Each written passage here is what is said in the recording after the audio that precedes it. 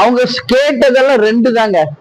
ஒண்ணு permanent job, இன்னொன்னு பழைய சம்பளமே வேணும். அது ரெண்டுமே அரசு இன்னும் அதை பத்தி பதிலே சொல்லாம உள்ளே இன்னொரு குரூப், அவங்க இப்பதான் புதுசா சேர்ந்த ஒரு குரூப், அவங்க போய் முதல்வருக்கு நன்றி சொல்ற மாதிரியும் அவங்க எல்லாம் சேர்ந்து தமிழக அரசுக்கு நன்றி சொல்ற மாதிரியும் ஒண்ணு மாயை உருவாக்கி இருக்காங்க. ஆனா உண்மையில் பாதிக்கப்பட்ட மக்கள் நல பணியாளர்கள் அவங்க கேட்ட கோரிக்கை இன்னும் நிறைவேற்றப்படவில்லை.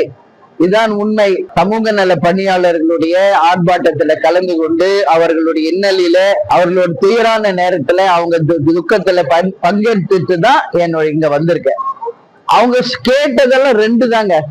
ஒண்ணு பெர்மனன்ட் ஜாப், இன்னொன்னு பழைய சம்பளமே வேணும். அது ரெண்டுமே அரசு இன்னும் அதை பத்தி பதிலே சொல்லாம அவங்க கேட்காதது எல்லாம் ஸ்டாலின் அண்ணன் ஸ்டாலின் சொல்லிட்டு இருக்காரு. என்ன சொல்றாரு?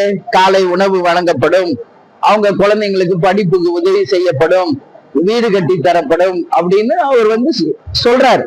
ஆனா நம்ம பணியாளர்கள் அது ஏத்துக்கலைங்க. மக்கள் நல பணியாளர்கள் அது ஏத்துக்கல. அவங்க கேட்கறது எங்களுக்கு முதல்ல வேலையை உறுதி பண்ணுங்க, எங்களுக்கு சம்பளத்தை உறுதி பண்ணுங்கன்னு தான் கேட்கிறாங்க. அதுக்கு இன்னும் தமிழக அரசு பதில சொல்லல. அதுக்குள்ளேயே இன்னொரு குரூப், அவங்க இப்பதான் புதுசா சேர்ந்த ஒரு குரூப், அவங்க போய் முதல்வருக்கு நன்றி சொல்ற மாதிரியும் அவங்க எல்லாம் சேர்ந்து தமிழக அரசுக்கு நன்றி சொல்ற மாதிரியும் ஒண்ணு மாயை உருவாக்கி இருக்காங்க. ஆனா உண்மையில் பாதிக்கப்பட்ட மக்கள் நல பணியாளர்கள் அவங்க கேட்ட கோரிக்கை இன்னும் நிறைவேற்றப்படவில்லை. இதுதான் உண்மை. உடனடியாக தமிழக அரசும் அண்ணன் ஸ்டாலின் அவர்களும் மக்கள் நல பணியாளர்களினுடைய அந்த உண்மை பிரச்சனைக்கு தீர்வு காண வேண்டும் என்று கேட்டுக்கொள்கிறேன்.